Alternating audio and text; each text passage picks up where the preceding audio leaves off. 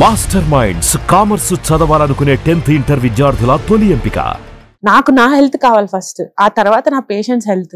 So first నా health కాపాడడానికి, reverse normal గా అవ్వడానికి, then I came across these words, disease reversal, disease remission అన్న ఆ వర్డ్స్ నాకు చాలా ప్లీజింగ్ అనిపించినాయి.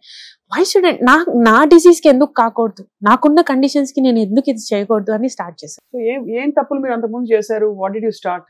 ఫస్ట్ నా ఫుడ్ ప్యాటర్న్, మై డైట్. ఏం తినేవారు, ఏం తిన్నారు తర్వాత? ఫస్ట్ రకరకాలుగా చెప్పాలంటే ఇప్పుడు నేను తినేది ప్రిడామినెంట్ గా whole food, plant based.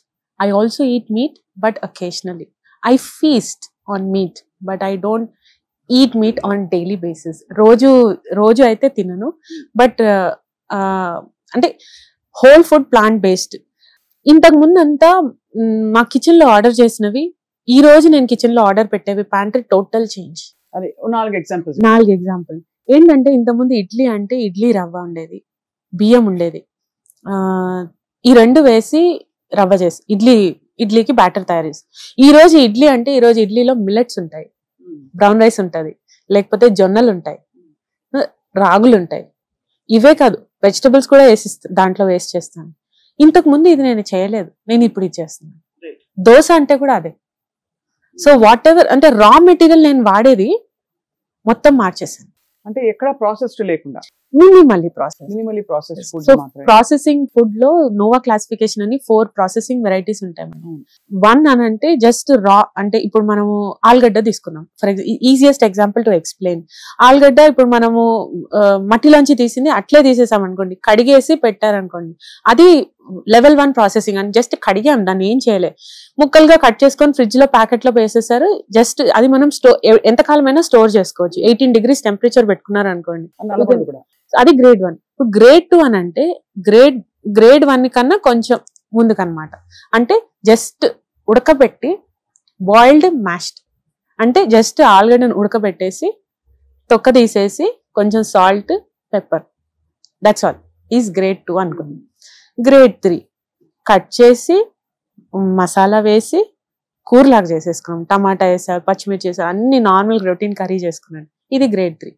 Next grade 4. Grade 4 is ultra processing. Fries అంతేనా? దాన్ని బాగా ఆలుగడ్డ అదేంటది పిండిలా చేసి, ఆ పిండిని ఫ్రైస్ రూపంలో మోల్డ్ లోంచి బయటికి తీసి మనం మురుకులు వేసుకున్నట్టు వాటన్నిటిని మళ్ళీ లేదు చాప్ చేసైనా సరే మళ్ళీ ఫ్రై చేసి, లేదు పార్షియలీ కుక్ చేసి ప్రిజర్వేటివ్ యాడ్ చేసి పెడతారు. సో ఈ గ్రేడ్ 4 గ్రేడ్స్ లో నేను అర్థం చేసుకుంది ఏంటంటే, మదర్ నేచర్ మనకి ఏదైతే సృష్టి ఇచ్చిందో from the root, that was the healthiest food available on the earth. అవును, it is rich in carbohydrates, also it has fibre, antioxidants అన్ని ఉంటాయి, ఫైబర్. బట్ ఇక్కడ నుంచి నేను ప్రాసెసింగ్ లో వెళ్తూ గ్రేడ్ 4 ప్రాసెస్ లో వచ్చేసరికి ఫైబర్ పోయింది, దాని కార్బోహైడ్రేట్ కాంప్లెక్స్ నుంచి సింపుల్ కార్బోహైడ్రేట్ అయిపోయింది. ఏదైతే నాకు ఆరోగ్యంగా ఉందో అది పోయి నేను ఇంకా కాంప్లెక్స్ నుంచి సింపుల్ కార్బోహైడ్రేట్, అంటే దాని వల్ల వెంటనే నా షుగర్స్ పెరిగిపోతాయి, దాంట్లో ఫుల్ కొలెస్ట్రాల్ ఉంటుంది, ట్రాన్స్ ఫ్యాట్స్ ఉంటాయి, దాని తర్వాత దాంట్లో హై సోడియం, ఇవన్నీ వచ్చేసాయి.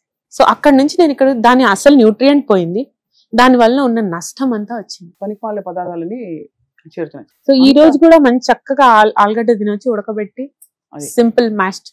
సో అదొక ఎగ్జాంపుల్. ఇంకొక ఎగ్జాంపుల్, మీరు tea, coffee, anything else that you changed? Yes ma'am.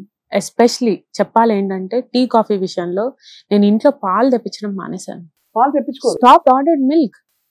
Why should I? ఎందుకు? అది నాకు నొప్పి, పెయిన్ ఇస్తుంది. It is the main reason for my inflammation. బాడీలో ఇన్ఫ్లమేషన్ పాలేనా కారణం? For me it happened.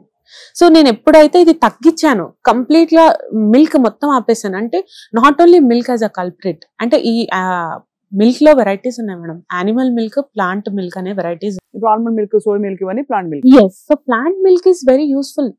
It's giving me lot of fibre and nutrition, calcium, vitamins అన్ని ఇస్తుంది. యానిమల్ మిల్క్ నాకు ఇన్ఫ్లమేషన్ ఎక్కువ ఇస్తుంది. మేబీ అవి ఫోర్టిఫైడ్ గా వైటమిన్ డి అవి కూడా ఉన్నాయి, దాంట్లో కూడా విటమిన్స్ ఉన్నాయి, కానీ అది నా గట్టికి సెట్ అవ్వట్లేదు. దానివల్ల నా గట్ బ్యాక్టీరియా ఇంకెక్కువ ఇన్ఫ్లమేటరీ తయారవుతుంది, కానీ నాకు హీలింగ్ అవ్వట్లేదు. So I stop. మజ్జిగ మనకు అన్ని రకాలు చెప్తారు కదండి, పల్చటి మజ్జిగ, జీరా పౌడర్ వేసుకుని తాగు, మంచిది అవుతుంది, ప్రోబయోటిక్స్ వస్తాయి, మరి ఇవన్నీ. సో అవన్నిటికీ Greek yoghurt I have replaced madam. అంటే దాని నీడ్ ఎప్పుడు వస్తుంది తెలుస్తుంది అంటే, ఇప్పుడు మీరు అన్నట్టు ప్రోబయోటిక్ కావాలంటే గ్రీక్ యోగర్ట్ ఈస్ బెటర్. అంటే అది కూడా type of bacteria in that type of బ్యాక్టీరియాని బట్టి మనకి దానివల్ల ఈ యూటిలిటీ. గ్రీక్ యోగర్ట్ లో కూడా పాలు ఉంటాయి కదా, కానీ దాంట్లో ఉన్న ప్రాసెసింగ్ లో మేడం, దాంట్లో యూజ్ చేసే bacteria it is more likely to be gut friendly. Okay. So మీరు అనేది పాల పదార్థాలు బంద్ చేస్తారు, no paneer, milk, coffee, tea, Horlicks, protein milk ఏమీ లేదు. Almond milk, soy milk. Okay. If you're use అంటే ఇప్పుడు మనకి అందరి పద్ధతి ఒకేలా ఉండదు. చాలా మంది అందరూ రెగ్యులర్ గా టీ తాగే వాళ్ళు ఎవరు ఉండరు. I mean there are people, కానీ అదర్వైజ్ ఇంతకు ముందు నా లైఫ్ స్టైల్ మీరు అడిగి ఉంటే, ఇప్పుడు ఎంబీబీఎస్ ఎండి అంటే ఎంత స్ట్రెస్ఫుల్ మీకు ఐడియా ఉంది. ఎవ్రీ చాప్టర్ కి ఒక టీ తాగేదాన్ని. So I was so bad with my habits. And every time tea అని అంటే దాంట్లో షుగర్ ఉంటుంది కదా, సో అట్లా షుగర్ యాడెడ్, ఆ టీ, ఆ milk added, all this were adding for years. నేను అది యాడ్ చేసుకున్నాను నా బాడీకి, నాకు తెలియట్లేదు. సో నేను ఏ టైంకి అయితే రియలైజ్ అయ్యానో అవన్నీ ఇంకా చాప్టర్ కి ఒక టీ అంటే you can imagine per day చాలా టీలు. అంటే ఇది కామన్ గా ఇప్పుడు స్ట్రెస్ లో మన వాళ్ళు ఉండే కష్టపడిన వాళ్ళందరూ ఏమనుకుంటారండి, నేను కష్టపడిపోయాను, సాయంత్రం వచ్చేసరికి ఆ మాత్రం టీ కాఫీ కూడా తాకపోతే ఎందుకు దిక్కుమాలి జీవితం అని అనుకుంటారు అందరూ. ఫ్రాంక్లీ అదే అనుకుంటారు, అంతేనా? ఇప్పుడు all of us, in fact including myself, all of us want a cup of coffee to relax. అది ఒక సో అడ్వాంటేజ్ డిసడ్వాంటేజెస్ అయితే ఉన్నాయి ma'am. Coffee or tea or any drink per se or stimulants. ఇప్పుడు మనకి stimulant అంటే మనకి బాడీకి మీరు అనేది నాకు రిలాక్స్ కావాలి కదా నాకు, కానీ మనకు తెలియకుండా ఏంటంటే అవి యాక్చువల్గా స్టిమ్యులేట్ చేస్తుంది, దే ఆర్ నాట్ రిలాక్సింగ్. ఆ స్టిమ్యులెంట్ లో ఆ effect first half of the day if you're able to, అంటే మీరు తీసుకునే కాఫీ ఏదో మార్నింగ్ పడేశారు అనుకోండి పర్వాలేదు అనుకోవచ్చు, అదే మీరు తర్వాత పెడితే అది మిమ్మల్ని స్టిమ్యులేటే చేస్తుంది కానీ మిమ్మల్ని రిలాక్స్ చేయదు. Correct, that is the fact, you have to accept. And drinking 6 coffees అంటే 6 కప్పుల కాఫీలు తాగితే ఒక సిగరెట్ తాగిన. అంటే ఎలాంటి కాఫీ అయినా, black coffee, blue coffee, green coffee, ఏదైనా anything that you have to accept. 6 కాఫీలు రోజుకి తాగిన వాళ్ళు ఒక సిగరెట్ కాల్చినట్టు సమానం. ఓకే. సో కాఫీ, టీ కూడా కట్ చేస్తారు, డైరీ కట్ చేస్తారు, ప్రాసెస్డ్ ఫుడ్స్ మినిమలైజ్ చేస్తారు. ఇంకా నెక్స్ట్ స్లీప్, టైంకి పడుకోవడం, ఖచ్చితంగా 6 నుంచి 8 గంటలు నిద్రపోవాలి.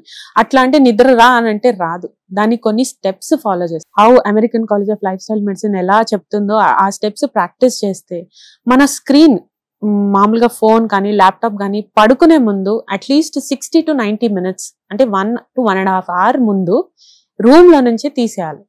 ఐస్ కి ఎంత దగ్గర పెట్టుకుంటే అంత ఎక్కువ దాంట్లో ఉన్న బ్లూ లైట్ మనకి ఇంపాక్ట్ అవుతుంది.